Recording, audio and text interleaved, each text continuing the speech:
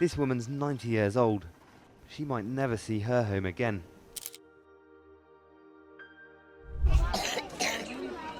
This refugee camp near Uganda's border with Congo is not a good place to live, but the people here have no other option. They fled here in fear when rebels attacked them in Congo last month. This is the story in most parts of Africa. Every now and then, people are forced to flee their countries because of persecution, war, or violence. They are going to face a few challenges like everybody else faces when they are setting up. But once that is done, they are going to settle here like the rest, and they'll be able to move on with their lives. So the question is, what really happens when these people leave their native countries? Who supports them? How do they even survive?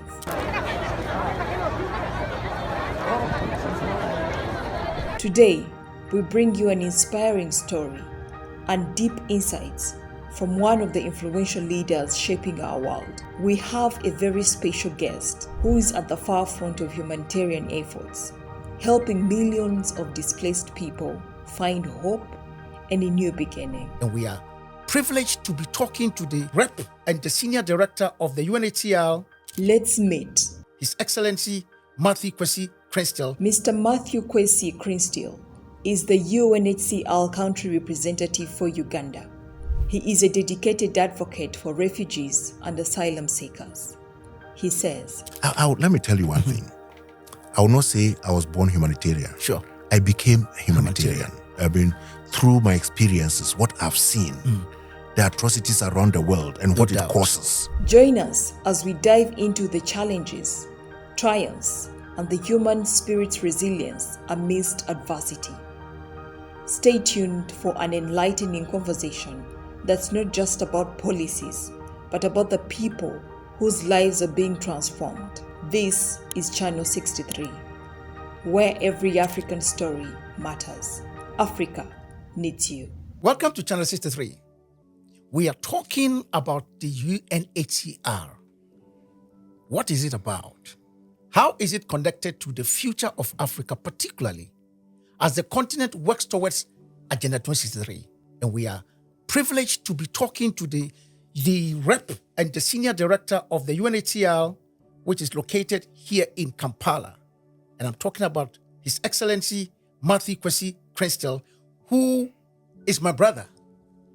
And so I'm not going to go into the bio. I'm going to rather ask him to tell us why he didn't go to Foripani Secondary School, but he chose to go to another school. My brother, Your Excellency, it's a pleasure to welcome you to Channel 63. No, thank you very much, my brother Emmanuel, Dr. Day to me. It's a pleasure to have you here. Right. I didn't go to your school because I went to the best school in Ghana. Well, I don't know whether that's the best school in Ghana anyway, but because I know that for many people who didn't go to Foripani Secondary School, they always come and just to ask for permission to go to another school. So I'm not surprised that you went to another school. Yeah, I won't mention the name. So, but tell us, where did it all begin from? No, I mean, I went to Ghanaian National College in Cape Coast, sure. Between 74 and 81. Right. Did both the O-levels and A-levels there. And then from there, I continued to the UST. But just after nearly a year or so, you will recall that was the early days of the Rawlins's revolution, the revolution led by J.J. Rawlins. And the schools were closed at that time. The universities were closed. Yeah. And during the period of the closure, I volunteered to work with what has now become the National Disaster Management Organization. Oh, right. It used to be the National Mobilization Program. They say NAMO. Exactly. And then through that volunteer work, I was awarded a scholarship to go and continue my studies in Cuba. From 83 to 89. That was a long time. Sure. Spent 6 solid years without talking to any family member. There were no mobile phones. Yes. And it was a luxury for people to have landlines at home at the time. But then I came back in 1989. I came with a master's degree in agronomic engineering. So obviously, Ministry of Agriculture was my first point of call in the national service. 2 years there, posted to Afram Plains, and then also That should have been Obimpe's time. exactly, Yeah, Obimpe's exactly, time. yeah, that's right. The young ones will not know. Yeah, and then also to somewhere in the eastern region near Asasewa called Anyaboni. I mean, I managed a project there, agricultural settlement project, but I wouldn't go into the details. I think I'll go into the details in another discussion. Yes, sure.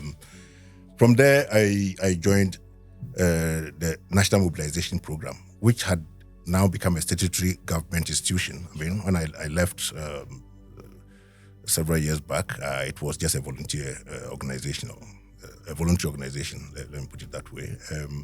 So I was with National Mobilization Program for 2 years until 1994, 1st of March 1994, when I left. It has now become the National Disaster Management Organization. Sure. I left and joined UNHCR in Ghana. It was supposed to be a very temporary engagement with UNHCR. What was supposed to be temporary, I had taken 2 years leave without pay to go and check what the UN guys were doing and go back. After 30 years, I'm still checking. So that is, the rest has been history. But Right. Joining in 1994, this is my 10th assignment, actually. I mean,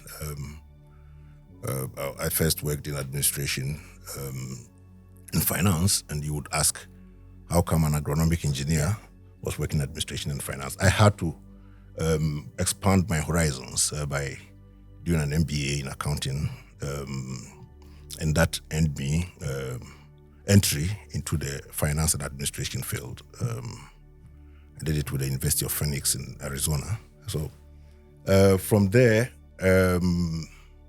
I worked locally as admin finance officer, and then got posted to Afghanistan in 2002. You recall that was a very, very difficult time, 2002 in Afghanistan. This was shortly after 9/11, and the Taliban had been in charge of Afghanistan until then, and they were rooted out of power. Therefore, it paved way for many, more than 1 million Afghans to return to Afghanistan. That's why UNHCR was there to support them, receive them, and help them to reintegrate after several years in exile.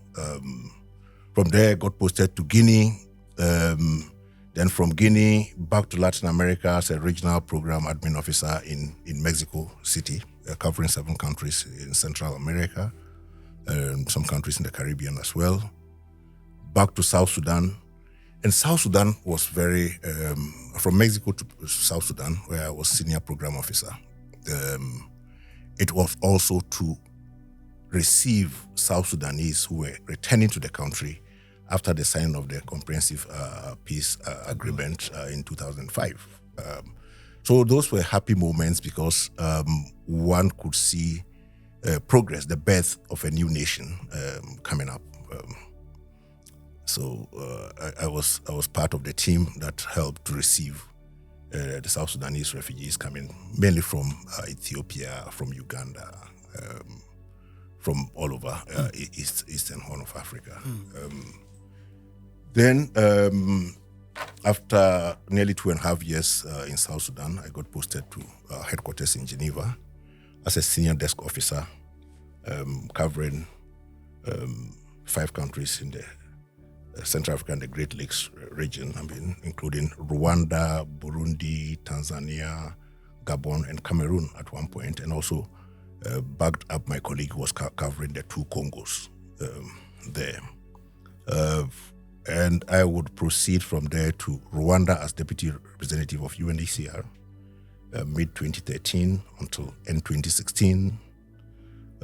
Got posted to Ethiopia as deputy representative of UNHCR in Ethiopia, which was a very big operation. At that time, Ethiopia hosted the highest number of refugees in Africa, more than 1,200,000,000 or so. Wow. At the time. This would take me to August 2018 when I was appointed as UNHCR's representative in Venezuela And if you have followed the history of Latin America, that this was a very, very tense period. Venezuela was going through all sorts of changes politically. There was an opposition party leader who became very prominent and was even recognized by many countries as a legitimate president. He was the head of the assembly. I mean, in our language, it would be the chief or the speaker of parliament at the time. Sure. So it was a very difficult moment, tense moment, but I'm happy to say probably of all my achievements, that stands out in Venezuela. From there, I would go to Geneva, back to Geneva as UNHCR's Director for Business Transformation Program. I mean, UNHCR was changing all its tools, systems, and I was asked to be the director of that program. And then here I find myself in Uganda. Since 1st of July 2022 as the representative, UNHCR representative in Uganda, which hosts the highest number of refugees in Africa and the third highest in the world. So, in a nutshell, this is it. This has been the journey. Yeah. Congratulations. Okay. Thank you. Okay. Congratulations. Now, two things stands out in your brief introduction, and because this program is for young people in particular, we're trying to help young people to understand where the continent is going. And a lot of times people leave university and they think that, government must create jobs for them and all that. Why did you decide to do a whole 2 years voluntary work without pay? What was the motivation? Yeah, just a point of correction. Right. It wasn't for 2 years. Okay. It was for less than a year. Okay. As a volunteer, because those were the days that we all had to put our shoulders to the wheel to help the revolution at the time. You would recall that, that was the most difficult period in Ghana in our lifetime. Absolutely. There was famine. Yeah. Ghana was unable to evacuate cocoa from the hinterlands. And students and other volunteers were called upon to go and help. So I was part of that group which helped to evacuate, carry cocoa locked in farms in the hinterlands to the ports. Time. Exactly, to the ports. It was very fulfilling, and we did it with a lot of zeal because Ghana was turning a new page, and then many students at the time got involved in this for what we believed was going to change the country. So it was a pleasure joining to volunteer my services. But then out of that, the schools remained closed, the universities remained closed for quite a time because of student demonstrations at the time. Including what we came and continue. That's right. That's right. Because I was the president of Lagos at that time. Okay. So we did a lot of demonstrations as well. Right. That's right. Yes, the students at that time supported the revolution on its inception, but later on, I think there were some divergent views. Absolutely. Which made the students stand up. Also in the spirit of revolution. Yes. Yeah. Well, thanks a lot for that historical analogy. But let's get into UNHCR. Right.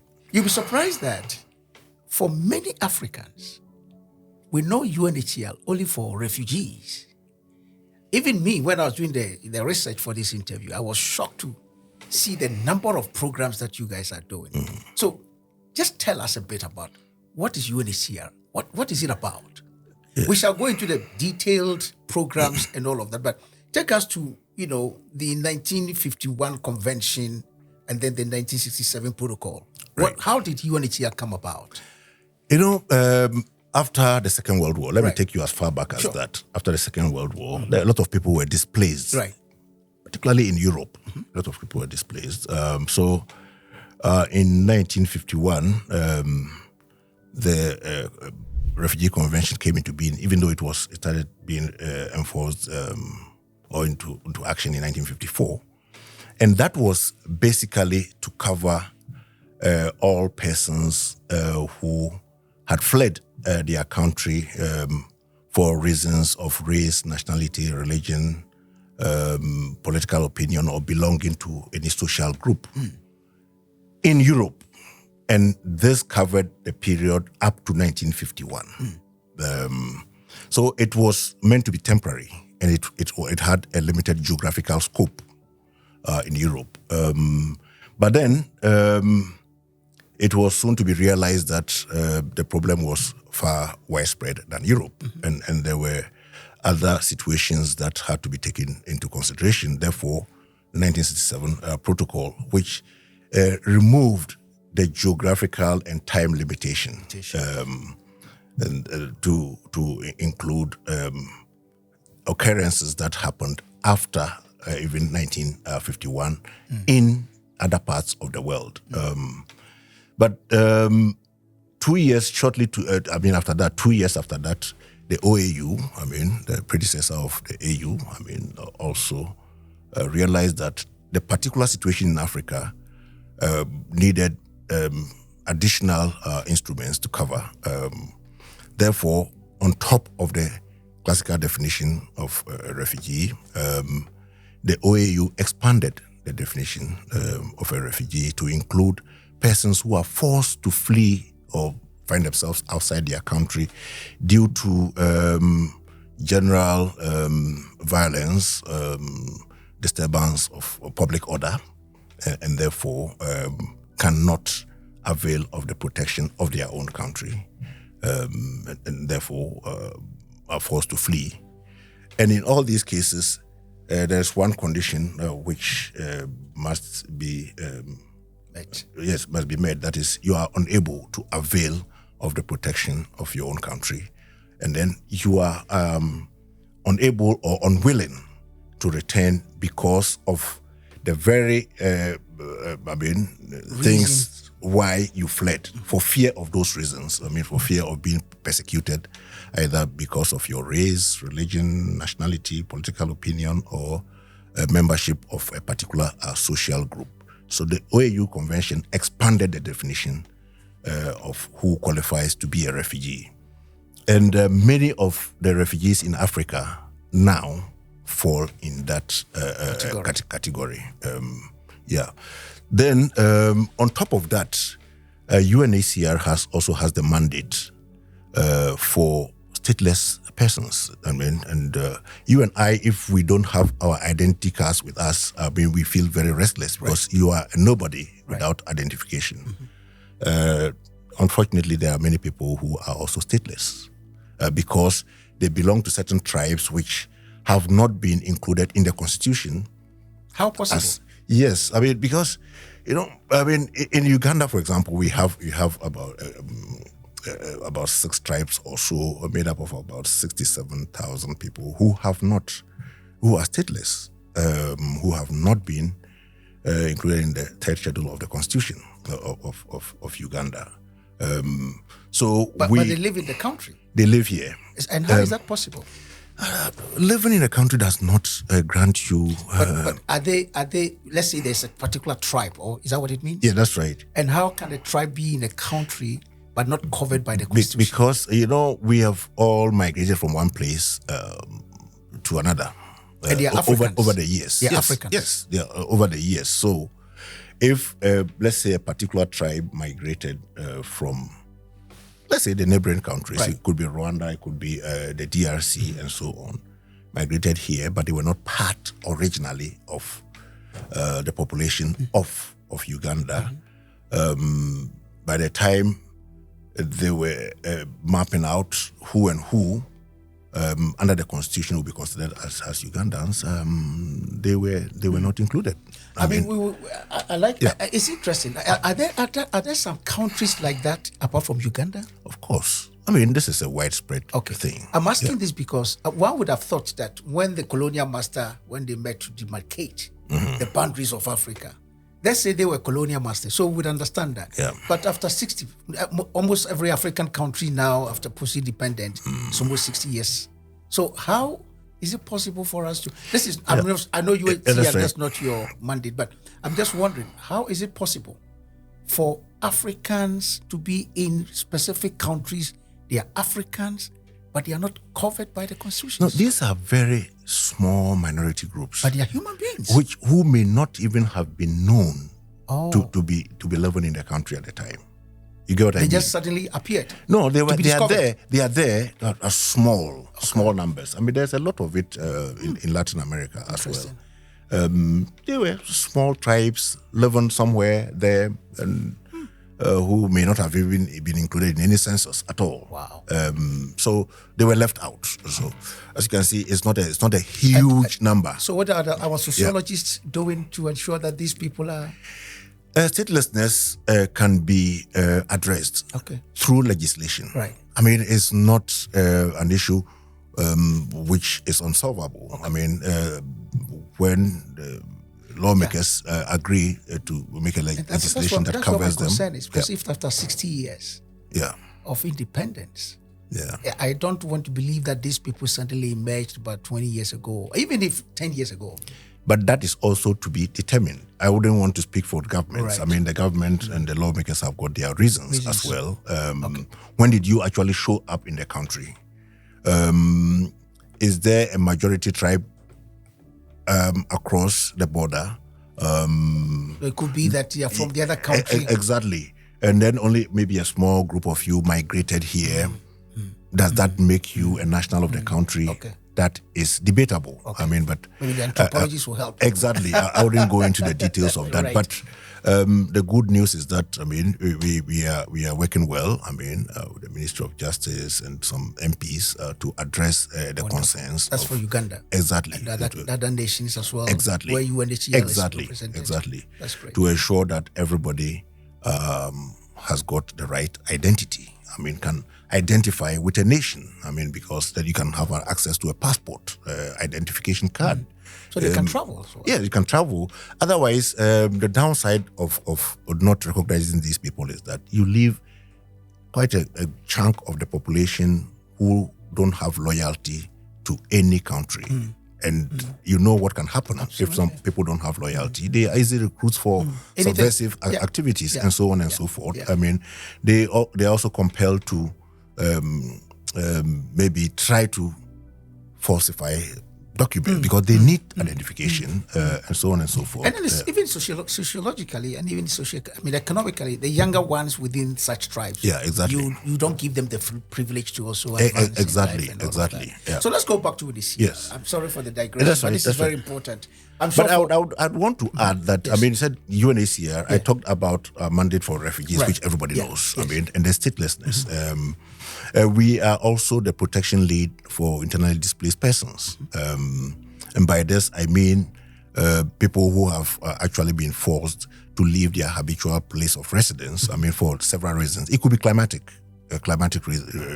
reasons. It could be due to civil strife, civil wars. And similarly, they are unable to return to their habitual place of residence, until the causes that provoke their flight are resolved. I mean, so those are also, they have similar protection issues like refugees as well. And UNHCR leads what we call the cluster for protection to provide assistance and protection to these people working with the government. Mind you, the difference is that these ones can avail of the protection of their countries. Okay, sure. But for obvious reasons, if they have been uprooted from their homes, they face similar protection issues like refugees as well.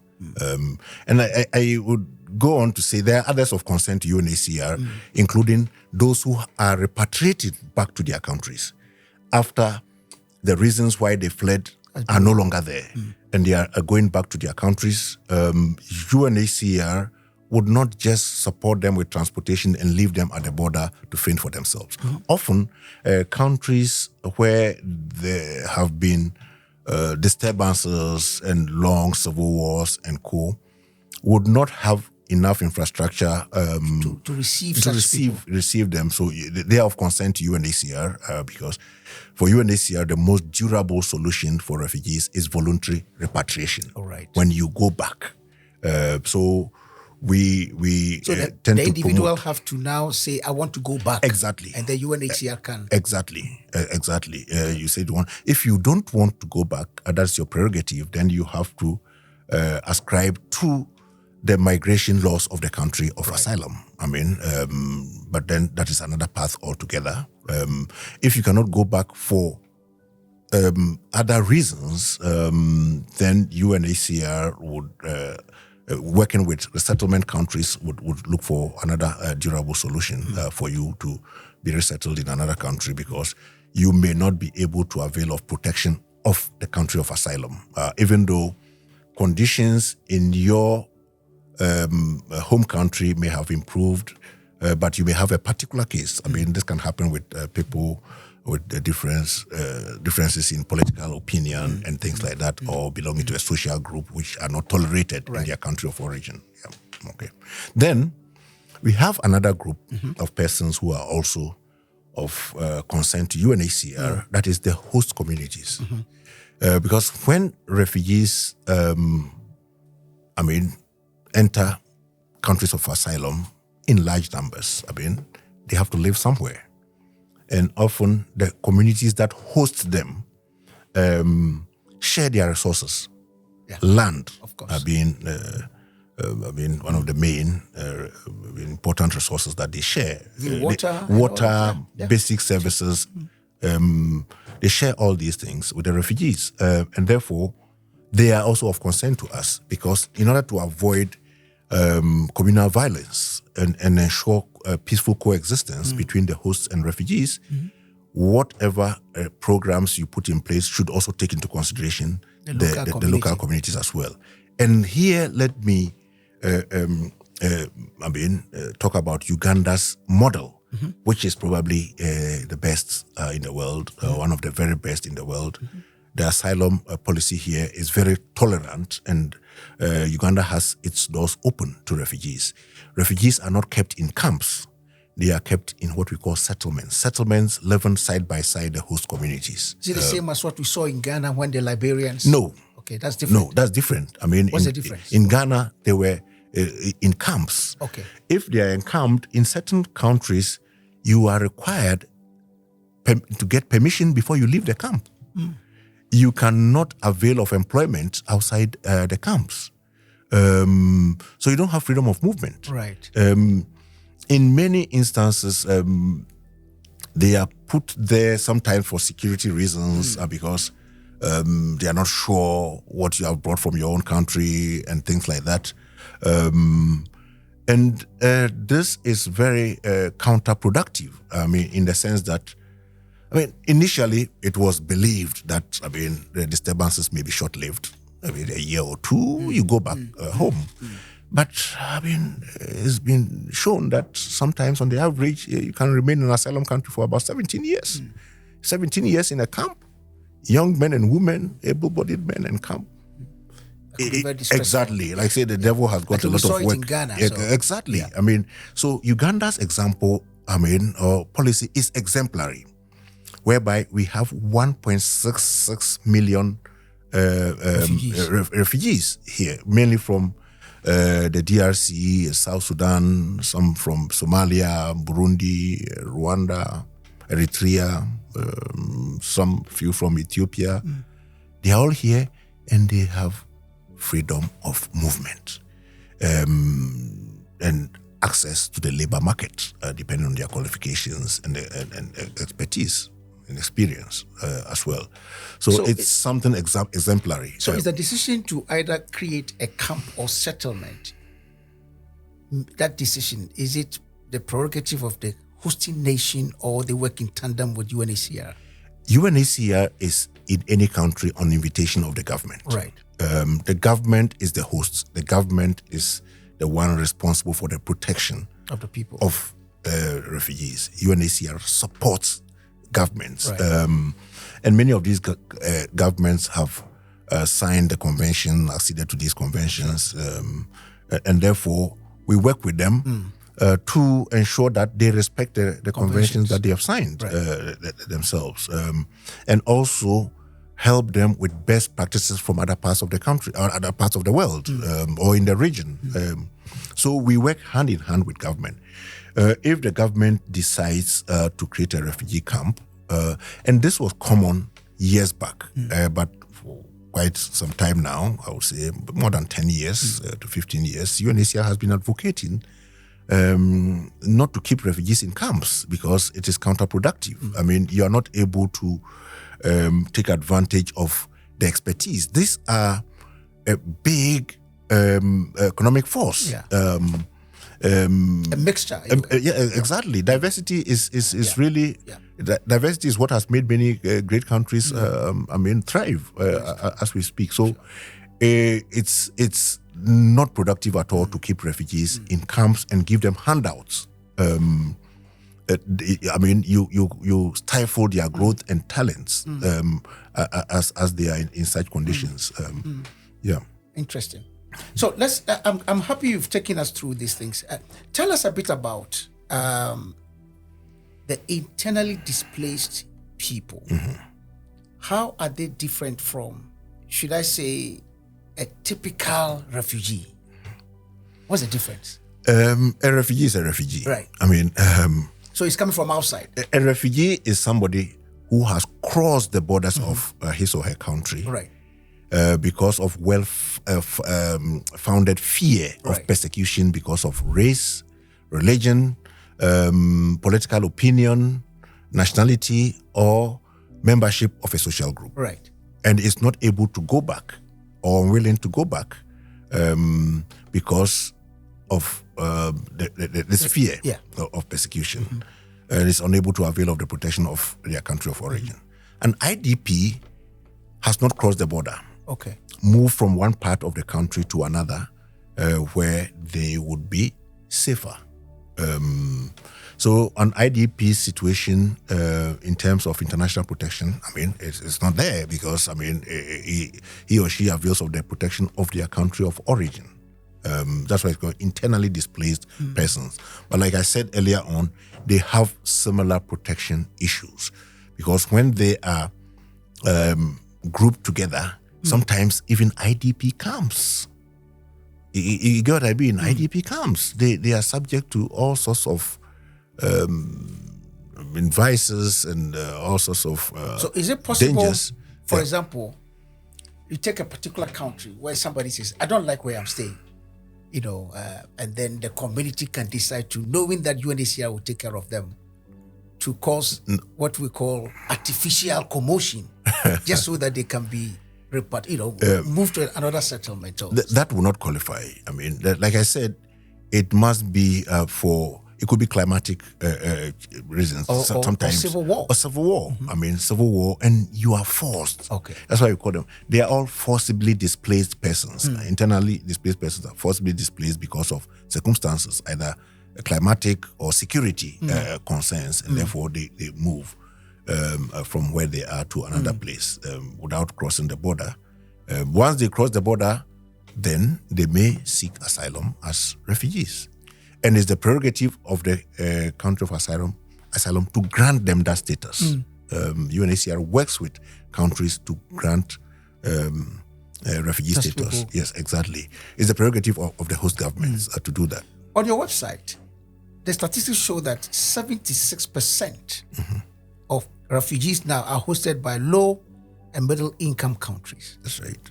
My question is, how does a country get to be selected? You have said that they invite you. In other words, the country must be willing.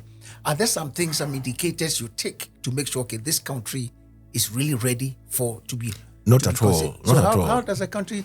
It's the refugee's choice. When you are across the border and there is civil war, you run to the nearest place of safety. Right. UNHCR or the UN would not have anything to do with that. Right. That is why we have countries like Burundi that has produced refugees, but they have also received refugees from the DRC. Interesting. Yeah. How is that possible? That's right. People are fleeing for different reasons. Right. let's say you are fleeing because of ethnic violence, and you go across the border to join communities that are of your similar ethnicity. Right. You get what I mean? You feel safe there. The inverse may be happening to those in your own country as well. I mean, so in the other country, the country of asylum, who are also being persecuted for whatever reasons. If it's not disturbance of public order, maybe political opinion. For example, you flee from one country to the next because of your political opinion. Somebody fled back to your country because of ethnic clashes. So it's a mix of different reasons. Okay, my question is, at what point does the country say that, okay, these people that have come into my country, I am going to host them, and then the UNHCR say, okay, we'll come and give you the support to host them. Is that how it is? Because in many instances, they are forced to not to come through the regular entry points. Absolutely. For example, across the border, your village is the nearest, to the border. You take the few belongings that you can take, or sometimes without anything, and you just dash across and go. That is why it is not, even the host country is not the one deciding that, please come. There are countries that receive refugees on resettlement. Okay. You get what I mean? But that there's a process for that. UNHCR and partners, and there are some people who, some countries who don't even need necessarily UNHCR in the middle to resettle refugees in from other countries for different reasons, because either for on health grounds, or they cannot avail of protection of the country of asylum, and so on and so forth. So the UN or even the host countries don't determine that, well, there are 1 million people across the border, and therefore, and by the way, all countries that have signed the convention have agreed not to turn people back at the borders. People who are seeking asylum are not to be turned back. Okay. So you are obliged to open your borders to receive them. And then you request the UNHCR, to help you receive them, help you even screen them, help with interviewing techniques. If you have to grant individual status, because sometimes they come in mass due to disturbance of public order in mass, and the receiving country can decide to grant what we call prima facie refugee status. Without going through individual status determination, individual interviews, and so on, and so on and so forth. But in other instances, you may have to explain yourself why you are leaving your country to come to my country. Come onto my country, and it's the prerogative of the host government to grant you that asylum. If for any reason the host government feels that you don't merit to be considered a refugee in their country, but UNHCR thinks that you have a compelling case, we can grant status under our mandate, but it means you cannot live in that country. It means we have to arrange for you to be resettled in another country where you can avail of protection and assistance there, not the first country of asylum. So could that mean that if you are refused, you may be a security threat in the hosting country? That would come out of the interview process, the status determination, refugee status determination interviews. Yeah. So when you look at, you've spent almost your entire life in the UNHCR system. Yeah. When you look back, what are the main causes? I know you've mentioned some of them, but what are the major causes that has brought almost about 1.something million people in Uganda? Communal violence, civil war, account for the majority of those who are here. We have over 900,000 South Sudanese here, mainly because of communal violence in South Sudan. We have nearly 500, about 500. There's in fact over 500,000 refugees from the DRC due to mainly, civil war in eastern DRC. So these are the main drivers of refugees that we have here in Uganda. Sudan is another example. So far, we have more than 30,000 Sudanese who have come to Uganda as well. So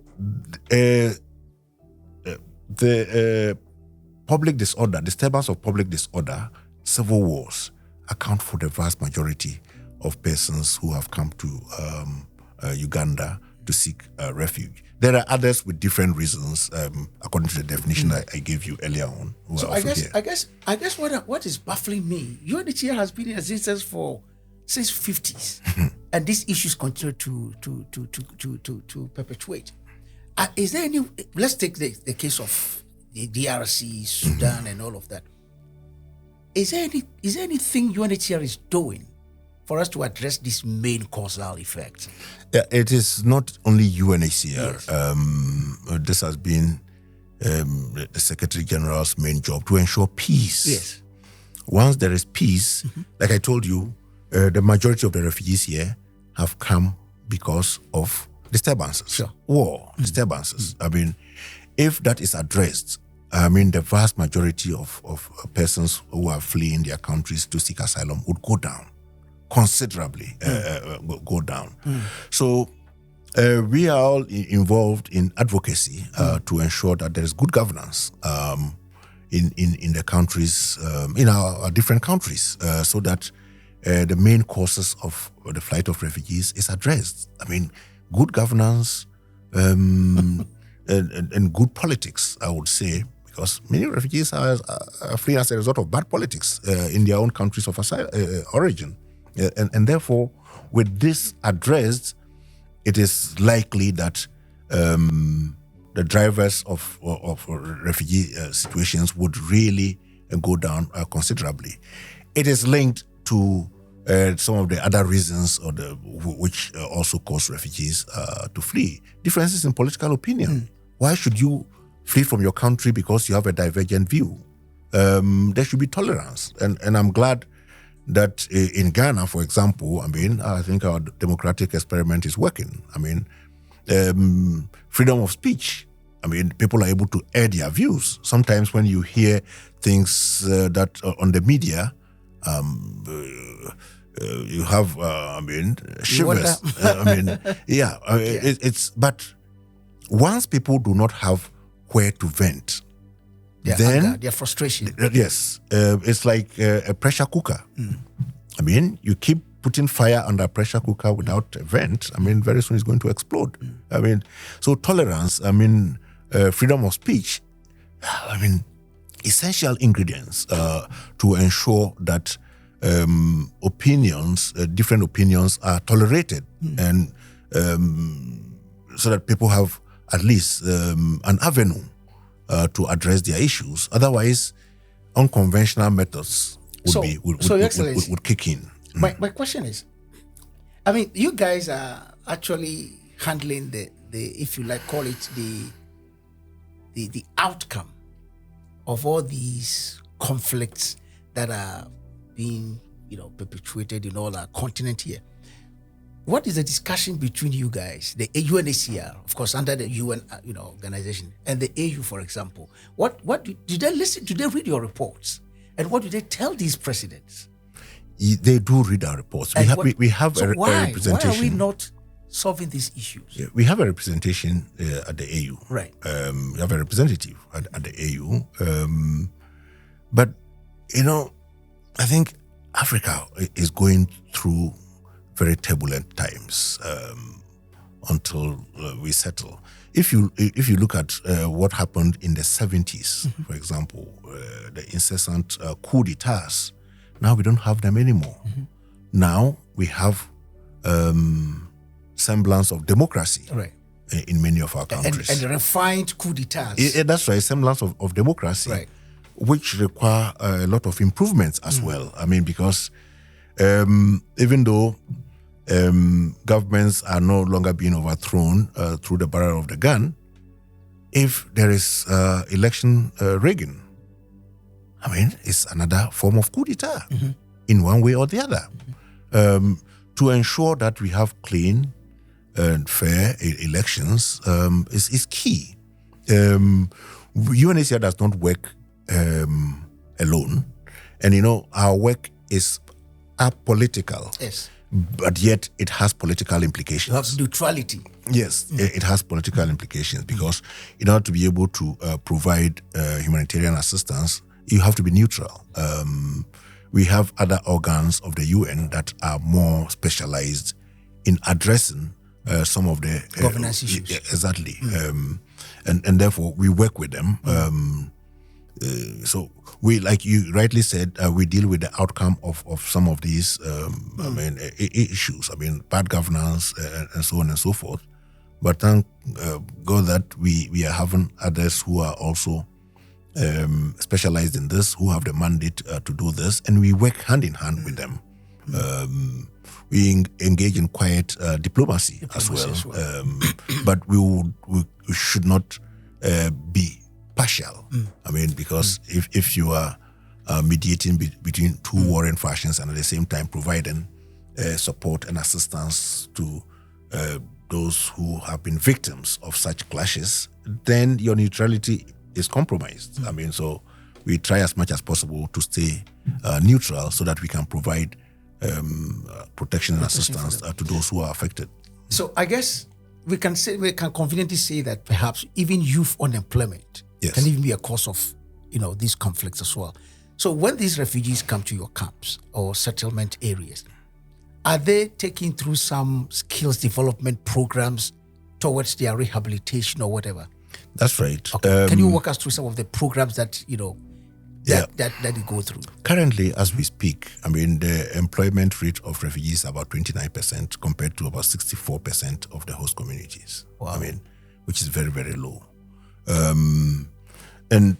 We have programs on livelihoods and self-reliance projects in place. We have a number of partners with whom we are working. UNHCR is not a specialist in livelihood programs. Therefore, we partner with others who are specialized in this. Vocational training is key. Is key to our programs. We engage in vocational training and work with other partners to ensure that refugee self-reliance is achieved. Last year, we signed a partnership agreement with the private sector foundation of Uganda with several thousand members to open up the settlements, so to speak, the settlements, to introduce them to engage in different types of businesses which would require the labor and expertise of refugees there, to open up these markets in refugee settlements. Because in Uganda, the settlements cover an area of 1,162 square kilometers. This is twice the size of Nairobi, 4 times the size of New York. Wow. So it is a vast area with huge economic potentials. So we are working with non-traditional donors, the private sector, other partners, development partners, to invest in these areas. These are vast areas. And that is it's also a demonstration of the generosity of Uganda to avail this size of land for refugee settlement alone. This is no mean achievement at all. I talked of 1.66 million refugees here. Add about 2.4 million host community in the immediate the catchment area. Exactly. That's so a lot. This is big. This is big. The area I mentioned, I did not even include the host community area. So instead of engaging in parallel systems of assistance to refugees, why don't we integrate them in the National Development Plan? And that is what is happening in Uganda. Wow. Refugees are included in the National Development Plan. Refugees are going to be included in the census that is going to happen next month. As what? As Ugandans? Or? No. Okay. To know who and who are the here. number of people. Yes. Okay. Where are they? Okay. We know they are there, but if we are but they cannot vote. They cannot vote. Okay. Refugees in Uganda have got the right to everything except voting. They cannot vote. So they can move out of the settlement area and even get a job in Kampala. Of course, they can. They can. But the condition is this, that once you are in Kampala, that's the condition the government has put in place, you should be able to fend for yourself. So you're not a refugee. You are a refugee. Yes. By definition, legally, you are a refugee. But you are not reliant on handouts, because you are able to cater for yourself, which is a good thing. About 8% of refugees in Uganda are in Kampala. Wow. In other urban areas as well. I mean, so it's a big number. That underscores what I mentioned. I told you about the generosity of Uganda. Interesting. To open the doors.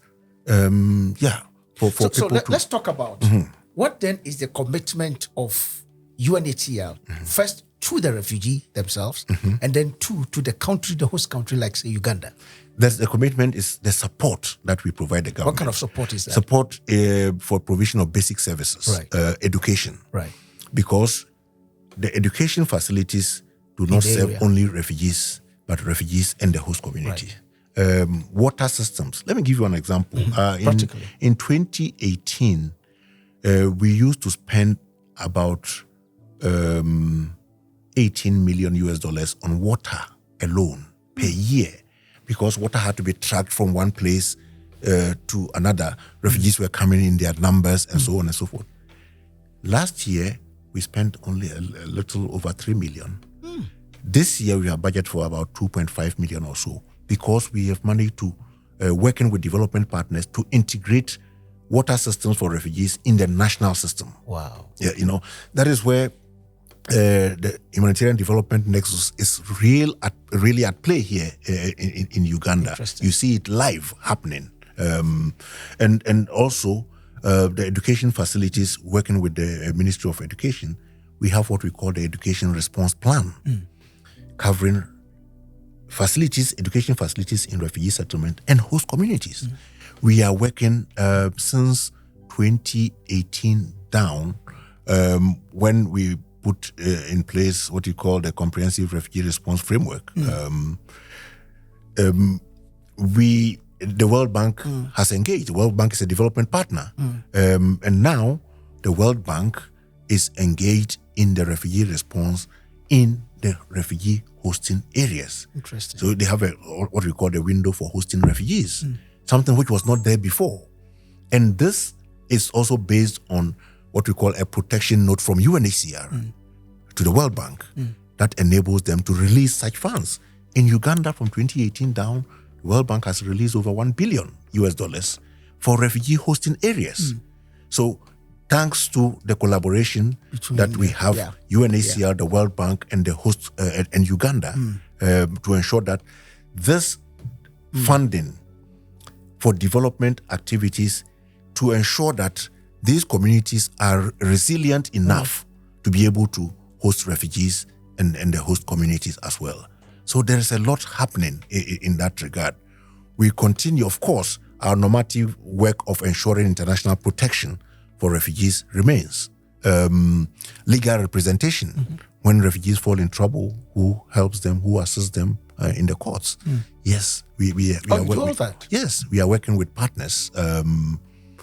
Uganda Law Society, for example, to ensure that refugees are represented, to ensure that refugees have got identification and are duly registered, birth registration, and all. These are some of the software aspects of the protection that we offer them. Gender-based violence and child protection is ensured through our collaboration with partners and with government. We are working with the Office of the Prime Minister through the Refugee Department to ensure that protection and assistance is granted to the refugees. We are also working with the district local governments to help administer some of the settlements. I mean, there are certain local governments like, Koboko district also, who are even implementing education and health programs instead of working through NGOs, sometimes international NGOs who may tend to be a bit more expensive. We are working more and more with the district local governments to ensure that refugee systems, basic services are very well integrated in national systems, because in Uganda, refugees are included in the National Development Plan. Interesting. Yeah. So it seems to me that the Ugandan model is working very well. Yes. So are they being replicated in other refugee scenarios? It's working very well, but it's not cheap. It needs to be supported. We are, having serious funding situations. Well, that brings me to a very important question. On your website, yes, I see donate. In other words, you're asking people to donate and all that. You're a UN agency. You're an organization. Yes. Why are you, let me use the word, begging for money?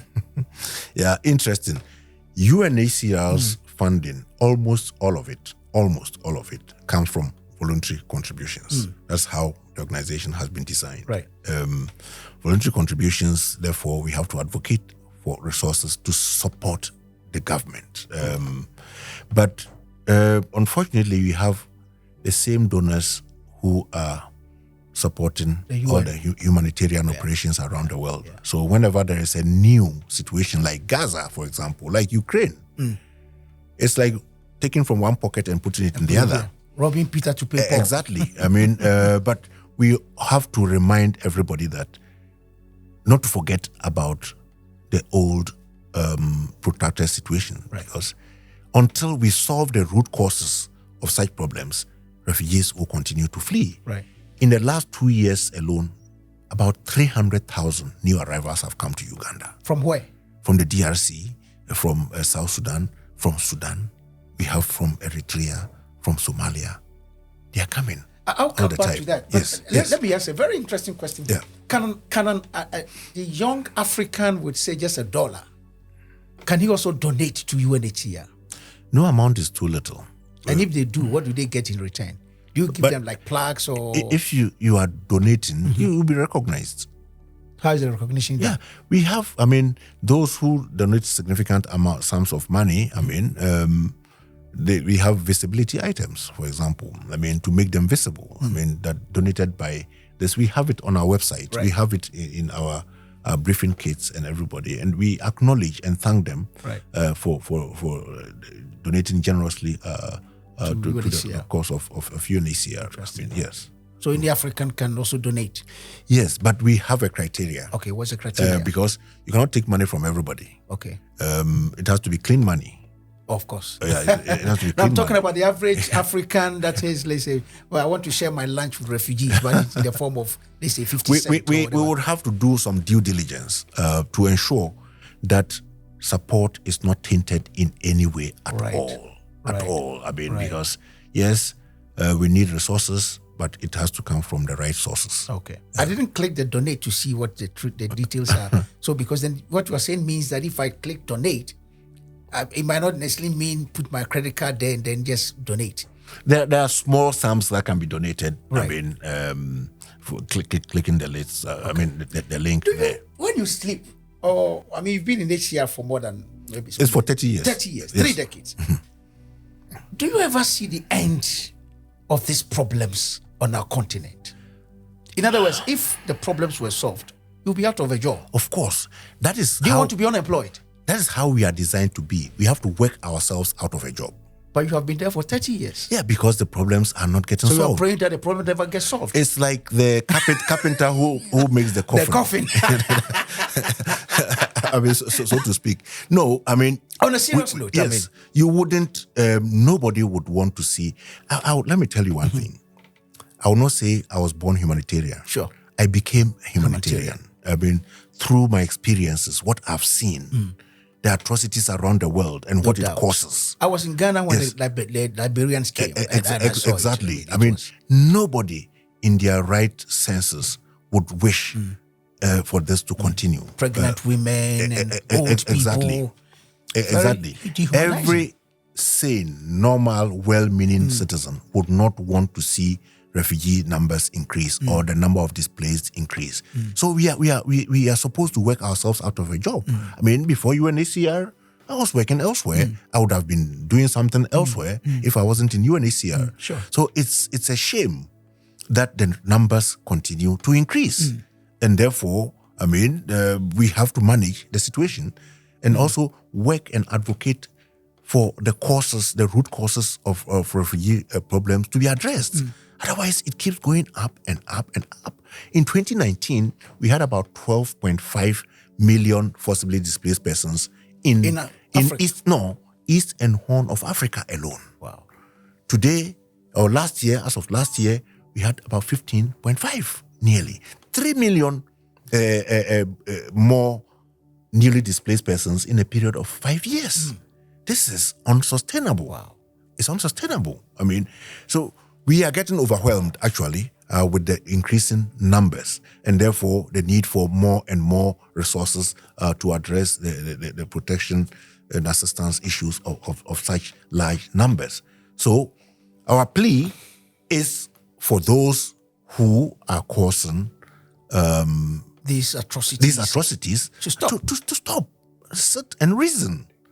We are kind of mortgaging the future of the yet unborn through all that we are doing. Here in Uganda, we have nearly 500,000 children in school-going age. Only 55% are in school. Where are the rest? And because they are idle, then they are easy recruits for subversive activities. Let's talk about Agenda 163 as an African. You're an African diplomat. If you look at Aspiration 1, and I want to read it, a prosperous Africa based on inclusive growth and sustainable development.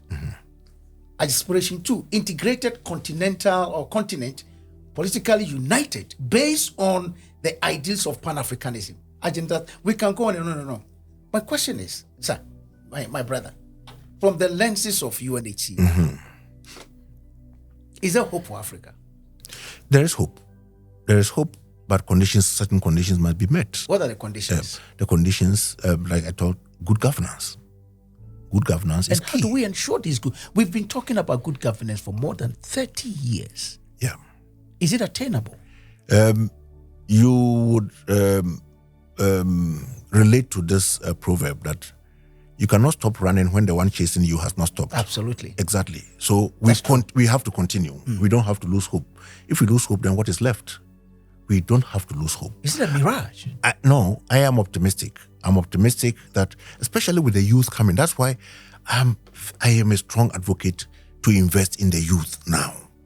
If we invest properly, I think why are you a strong advocate? Yes, because that is the future. Yes, that's our future. Yes, and you know, if you don't use them properly, all that energy will be channeled elsewhere. The devil will find job for them. Exactly, will be channeled elsewhere. So it behoves on each and every one of us to ensure that the youth is properly engaged through education. It's education which has brought us together sitting here today. Absolutely. I mean, so I strongly advocate that we invest a lot in the youth. And they are the future, and they would ensure that we are able to reach our goals and our aspirations as enshrined. Otherwise, then we better, we cannot surrender. We cannot. There's no way we can surrender at all.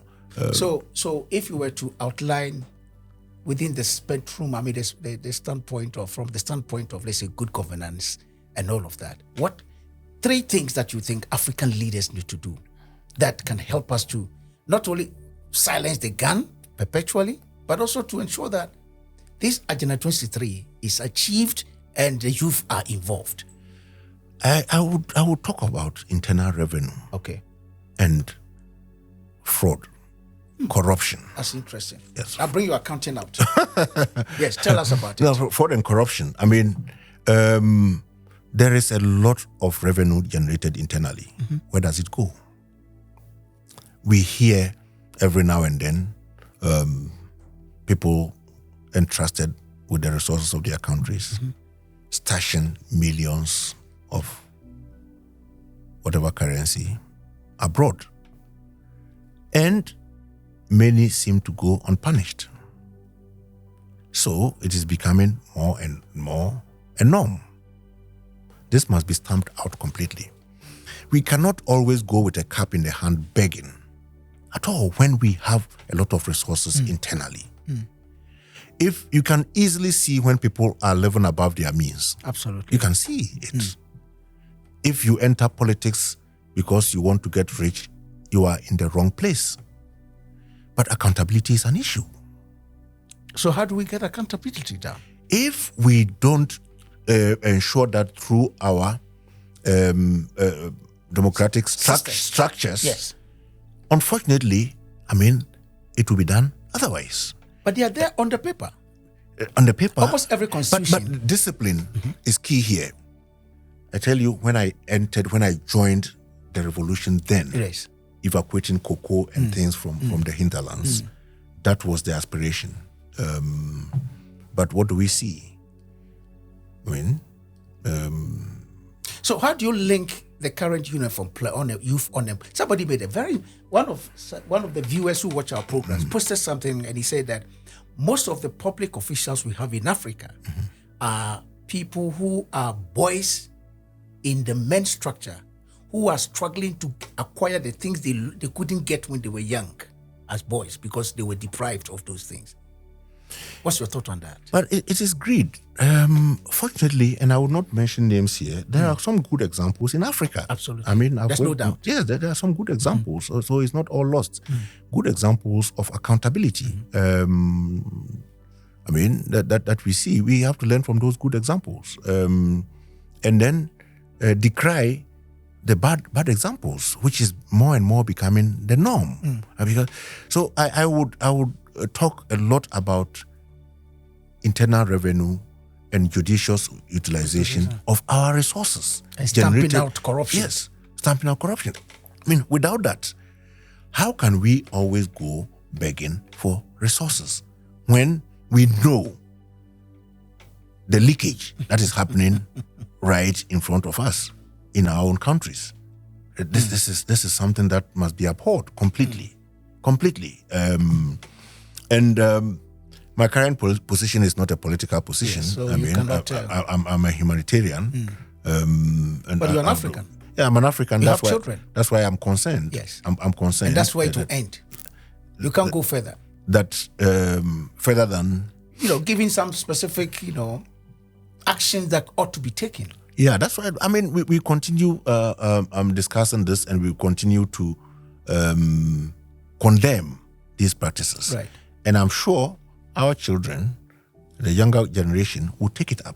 It's not going to continue like this forever. Yeah, we'll see the fruit. Yes, that's right. Even our grandchildren. Yes. By 2040, out of every 4 human beings, 5 human beings you see on the continent, 1 is likely to be an African. That's what the statistics are showing. But a lot of people are worried about the current mindset of the young people, and they are asking the question whether indeed by 2040 we shall have leaders that will have the kind of skills, the kind of character, morals that you and I are talking about here. Are you worried about it? I'm not worried. I would say more of concern. And then and that concern should drive all of us to ensure that we put in place systems, mechanisms to ensure proper education of the youth coming up now. I mean, do we bother to review the curriculums that we have in our schools at all? Haven't we realized that development and advancement is outpacing the revision of these curriculums? I mean, by the time you graduate, all the knowledge that you acquired at the university, at the polytechnic and school is obsolete already. Are we being more progressive here to constantly see what is best for our economies? I mean, before I went to university, there was the talk of graduate unemployment in Ghana. Today, we are talking of graduate unemployment. Are we training people just to go and look for jobs and get employed, or we train people who can do something on their own, either individually or as a group? So I think that is where the emphasis should be. It should not be a right that once you graduate from the university, the government should get you an employment. No, you acquired education so that you can analyze things better for yourself, and then try to generate wealth. I mean, without necessarily hoping that somebody would give you employment. And if you don't get it, then your world comes to an end. If you get a good employment, that is fine, but that should not be the sole focus. And therefore, our curriculums in our schools have to be looked at properly. Are we training people to come out with degrees for the sake of it? What kind of degrees are they? I wouldn't fall into the temptation of mentioning some of these degrees that are coming out of our universities, but we all know where graduates with those degrees end up. Absolutely. Or do not end up. Sure. Excellency, you've been in this system for 3 decades. Yes. And fortunately enough, you are African. Yes. And as you mentioned, the current, office is the third in the world, biggest in the world. Host nation. Yeah, the host nation, the biggest, the third biggest in the whole world. Is that right? Yes. This is your camera. You've seen it. You've seen the causes that has led to all these things that are happening. That are bringing people from different under refugeeism and all of those things. What are your final thoughts that you want to share with them? No, I mean, I think I've mentioned a number of them in our conversation. I mean, final thoughts, the main drivers of refugee situation, I mean, conflict should be stemmed out completely. And by this, I mean violence, communal violence, civil wars, and so on and so forth. We should also ensure environmental protection as well, because climate damages to the climate and climate change is even causing people to leave their habitual places of residence to seek for better lives elsewhere. And climate is one area which, if you don't take action now, you may not see the impact tomorrow, but it affects the whole world. And the impact is devastating. It's devastating. Nobody can really hope to sustain whatever devastation it comes with. So I would also advocate a lot for that. And then investment in the youth. To me, that is key. Like I said, 55% or 45% of school-going age children among the refugees are out of school. Where are they? What are they doing? What is the future of this continent? I mean, with all these people falling prey to many subversive activities around the world. I would also continue to advocate for inclusion of basic services of refugees in national systems, instead of having parallel systems. You go to some refugee camps elsewhere or setups, and they tell you that over the years, billions of dollars have been invested in this camp, and you look around, you don't see any infrastructure, you don't see that the people are well trained, they are still dependent on handouts over years. Where are we going with that? That is not productive at all. I mean, so inclusion of refugees in national systems is key. If we want to, I mean, it's a double-edged sword. If you don't do it, refugees will fall prey. They become dependent and therefore vulnerable and fall prey to many subversive activities. That is one. You are losing the future of the young generation. If you use it well, they help boost the economy. They're able to fend for themselves. They are self-reliant and therefore, I mean, able to even educate themselves. I mean, cater for their education. I mean, if the parents are well, employed, they're able to support them, fit for their education. I mean, and then also working closer and closer with sister UN agencies is key. I mean, we have mandates which some aspects may seem overlapping, instead of having working in silos to come closer and closer. And in Uganda, I mean, we've signed some memorandums of understanding of cooperation with sister UN agencies to ensure that we are all pulling in the same direction. So these are a few thoughts that I would like to emphasize upon going forward. But the key thing is good politics, good governance, to ensure that the main drivers of refugees are stemmed. Any challenges from this work? Yes, a number of them. When you sleep? I think when I started, I used to use the Afro comb, and now I need a polish or a brush. Yes, you're losing the hair. There are a lot of challenges. Yes. A lot of challenges born out of frustration because you are not able to address certain key issues. Some examples. Funding is a key challenge that we have. Not for me. I'm just joking. Maybe I could look better if I didn't have that much stress. Yes. Funding and the use of non-traditional sources of funding is key. Proper utilization of the resources that come is key. How do you ensure that the taxpayers' money that has been received is properly used and that people are not stealing such monies? It's a challenge. I mean, to ensure due diligence is key. To work with governments to ensure that governments respect the conventions they have signed.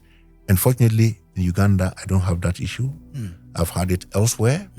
It was very, very challenging. I mean, where people are even turned away from the borders. I mean, they are not admitted. In other places, in my own experience, I mean, refugees are assaulted when they are found outside the camps or settlements. Fortunately, I don't have those issues here. I mean, the government is very accommodating, and we work very well. But the challenges would always be there, and that's why we are here. If it was all that easy and smooth, we would not be needed. Once we are here, we have to work towards addressing those challenges. Interesting. Let me end this conversation. Just 30 years in the role is quite a distance, which means that very soon, I'm sure, you are heading home. Yes. I'm not sure this is your last post, but nobody knows. But it looks like, or maybe you have a beautiful chair, which means that one day you're not going to be sitting there. Yes. If you left, how would you have left, and how would you want your staff and your team to remember you? Yeah. Within the whole, you've been through the system. I mean, UNHCR, I'm sure your name is somewhere there, in the office of the rep, the main rep. The High Commission. The High Commission. Yeah. How would you want the system to remember you? And Africa in particular. Yeah. I mean, I've answered this question in person. Yes. I want to be remembered as one of the strongest advocates for youth engagement, youth education, training, and skilling. Like you said, I'm still at posts. Yes. There's a lot I would do. If you had asked me this on the eve of my retirement day, I would have a lot more to tell you. Right. But it's still work in progress. Right. 30 years in different capacities. Right. I've not always been in this role. Right. I've been in different capacities. Right. So the youth engagement and employment is key. I want to be remembered as one of the strongest advocates in ensuring that the girl child is catered to at par with the boy child without leaving the boy child behind. The number of refugees, we have about 81% of refugees in Uganda are women and children. In fact, 57% are under the age of 18 years. Wow. So that is the future. This is a very important resource that must be catered for carefully. The girl child. I mean, I don't know whether this is informed by my role model was a woman that was my great grandmother. In another setting, I'll tell you a lot about her, but it's absolutely important. In my own family, women have played major role. Well, kudos to the men as well, but the women have been more prominent, thanks to the support that they had growing up. So I would want to be remembered also for somebody who had especially the girl child at heart and advocated for the girl child. And also somebody who ensured the welfare of my staff. That has been a primary concern for me, to have a diverse team of qualified individuals. And I've ensured that. You would have realized that I've worked in many contexts, in Asia, in Africa, in Europe, in Latin America, twice there. Having a diverse team is key to success. And I say that a diverse team deliberately selected using the gender and racial lens would always beat any other team. I say this based on my own experiences elsewhere. Staff welfare is key. Therefore, that is one area that I would want to be remembered for, someone who fought for staff welfare. I've held other positions like chairperson of the Staff Association when I was in Ghana, for example, and having worked in human resources administration, finance, and co. I have always ensured that staff welfare is also upheld. So these are some of the key areas for which I would like to be remembered for. Yeah. I've been having a very interesting conversation with the senior director and the representative of the UNHCR here in Uganda, His Excellency Mathew Kwesi Crenstil. And the summary of our conversation is this: UNHCR has a lot to do for the youth and the women and also the peace and security of our continent. But the onus is on all of us, Africans, particularly the people that are in charge of the management of the economy of our continent. Let us work together, uphold peace, and ensure that our women, our youth, and our girls are well protected, because they are the future of our continent. Agenda 2063 will never become achievable if we don't protect our nationals and ensure that there is peace, internal peace in all our countries. And this has been the clarion call of the UNHCR. And we believe that all of us can work together to make peace our priority. If you have any questions or any feedback that you want to give the UNHCR, please feel free, go to the comment box and put it there, and I can assure you we shall let the rep get it, and we'll come back to him and get the answers for you.